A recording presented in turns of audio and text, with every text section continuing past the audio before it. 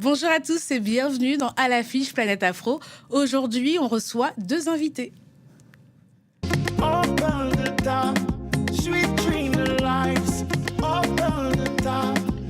Cheikh Ibra Fam, chanteur, auteur, compositeur et multi-instrumentiste sénégalais, il mêle les influences de l'Afrique de l'Ouest aux sonorités soul, funk, afro-pop et afro-cubaine. Il vient nous présenter aujourd'hui son dernier album, Aduna.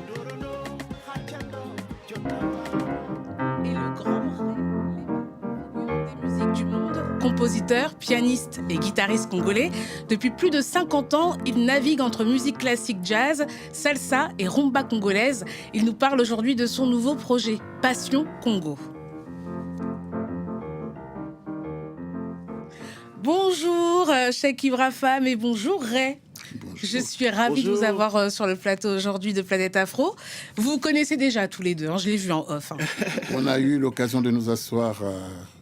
On a partagé quelques moments. Ouais. Dans l'antichambre là-bas. Ouais. Oui.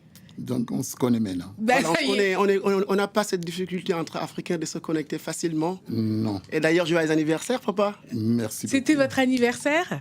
Pardon ? C'était votre anniversaire ? C'est déjà passé. Ah, d'accord. C'est un peu différé, hein, le souhait, mais bon. Ok, 80 ans pour vous. Oui.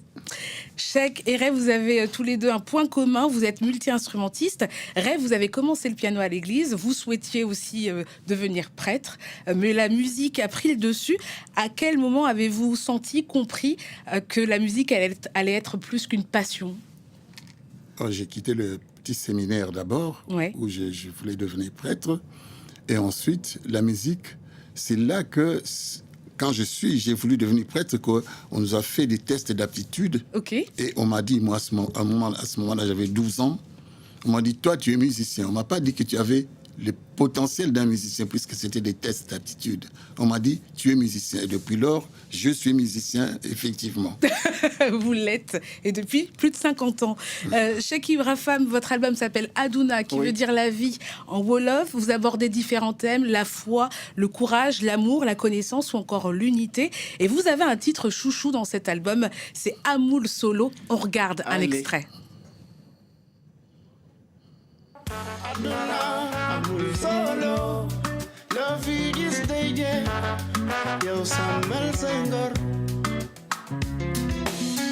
Aduna, amul solo.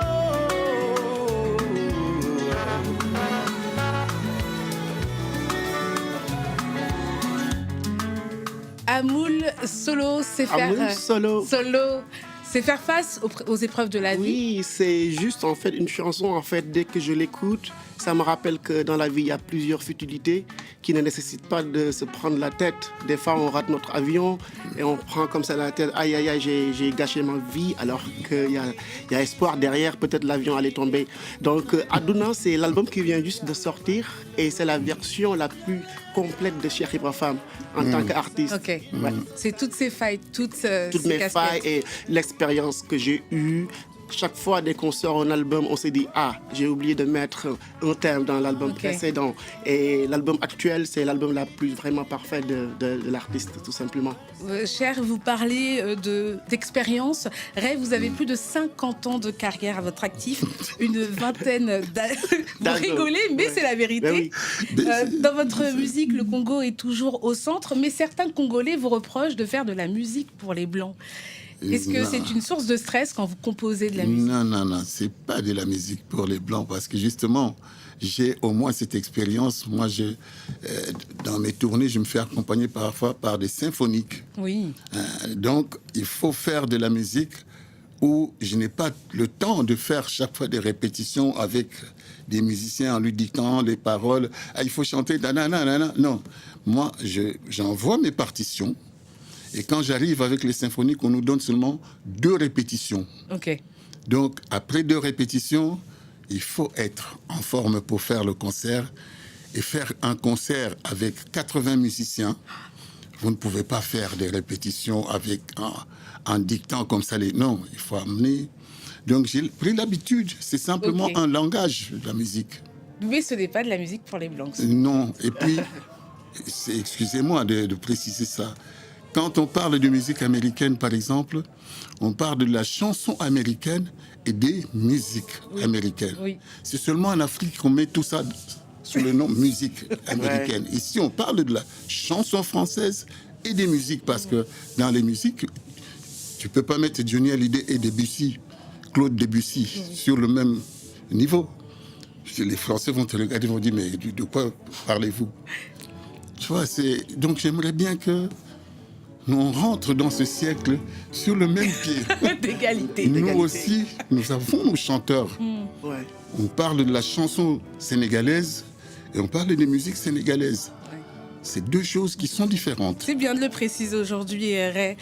Cher, vous vivez à La Réunion avec toute votre famille. Ouais. D'ailleurs, vous avez enregistré une partie de l'album Oui, là-bas. je suis un artiste qui voyage beaucoup, mais là, je suis basé à La Réunion. C'est vrai. Et j'ai eu même aussi la chance de faire jouer des musiciens créoles de La Réunion qui ont participé dans mon album. Il y a des musiciens qui sont aux États-Unis, du Sénégal, de la Gambie et tout.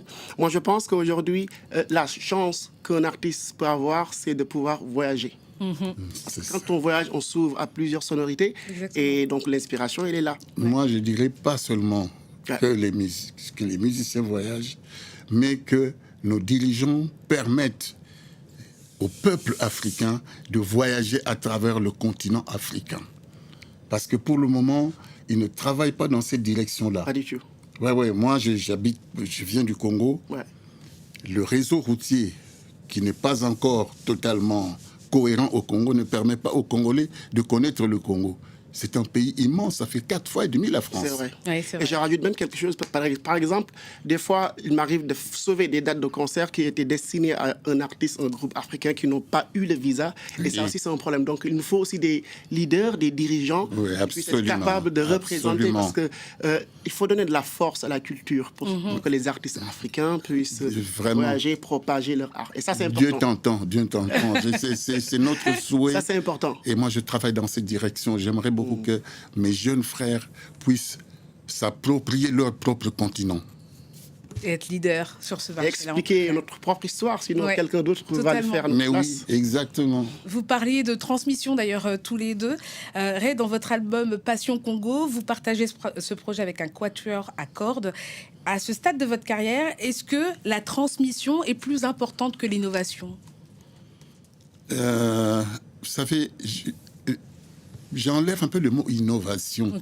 Parce que les gens souvent me demandent, comme vous venez de dire, vous faites de la musique pour les Blancs. Mais ça veut rien dire.